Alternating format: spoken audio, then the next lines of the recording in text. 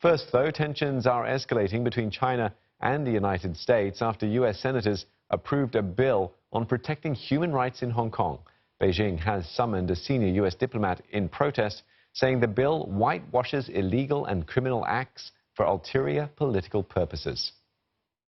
我们正告美方认清形势，悬崖勒马，立即采取措施阻止该案惩罚，立即停止插手香港事务，干涉中国内政，以免引火烧身，自食苦果。如果美方一意孤行，中方必将采取有力措施予以坚决反制，坚定维护国家的主权、安全和发展利益。 Under the proposed legislation, Hong Kong would have to maintain a certain level of autonomy in order to qualify for special American trade considerations.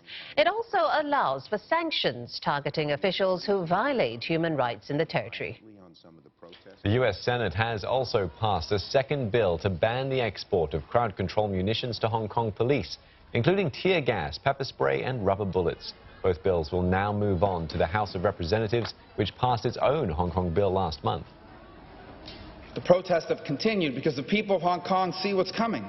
They see the steady effort to erode the autonomy and their freedoms, and the response by the Hong Kong authorities under tremendous pressure from Beijing is violence and repression. So far, over 5,000 people have been arrested in Hong Kong. The youngest was 12 years of age, the oldest 82. Hundreds more have been injured by both violence committed by police authorities, but also by street gangs, criminals, thugs, empowered and encouraged by Chinese authorities. Well, let's get the Beijing take on all this from our correspondent Olivia Seong joining us. Ollie, a lot of strong words, I gather, from the various state organizations today over this bill's passing. Take us through those. Well, yes, the bill was passed overnight here in Beijing, and in the morning, a few hours later, we saw a swift response from China. We see a total of 6 Beijing bodies issuing statements expressing their strong condemnation over the latest U.S. move and accusing the U.S. of meddling in Hong Kong affairs and in turn, in meddling in China's internal affairs. Now, the Foreign Ministry, as we heard there, had said that the U.S. should take action before this act becomes law, and has accused the U.S. of trying to bolster the violent anti-China radicals who are attempting, they say, to disrupt Hong Kong, and it sees this as an attempt by the U.S. to contain China.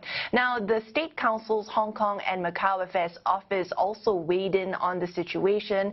It said that the violence that's seen in Hong Kong is horrifying, and so the issue at hand here is not human rights and democracy as the U.S. is painting it. Instead, it says that the biggest risk to Hong Kong is the continued violence, and it said that some U.S. politicians' actions have completely confused right from wrong, and that it's showing double standards with no principle.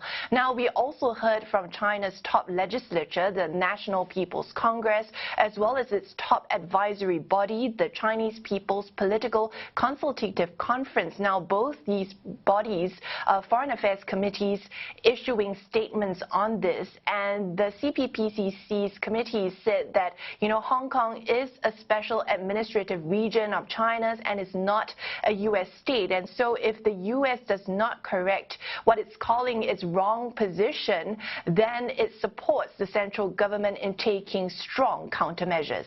And Ollie, could this then jeopardize other aspects of the China-U.S. relationship, especially their potential trade deal?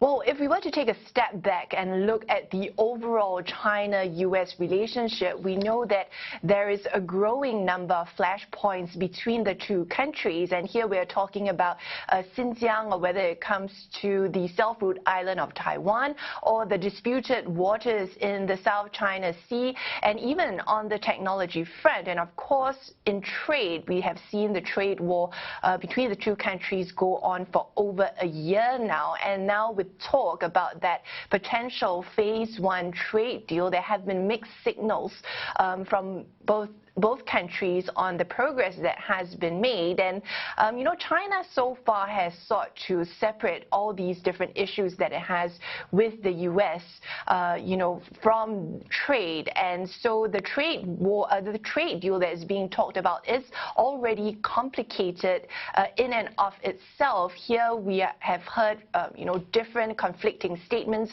China in recent weeks talking about how both sides have agreed to roll back the tariffs that have been imposed on each other's goods, but then we heard U.S. President Donald Trump deny that any such deal had been made. We are also seeing reports, you know, from that China does not seem to agree, doesn't seem to want to agree rather on a specific amount of farm goods to buy from the U.S. And so we can see that the relationship here is extremely tense. And so when it comes to Hong Kong, China is saying that it does not want the U.S. or other Western countries, including the United Kingdom, to meddle in its affairs. But at the same time, we have yet to hear from President Trump on this, and he still has the right, holds on to the right to sign this U.S. legislation and make it law. So we will have to see what happens down the road and see whether or not it will have an impact on these trade talks. All right, thank you very much for keeping a close eye on it. Olivia Xiong speaking to us from Beijing.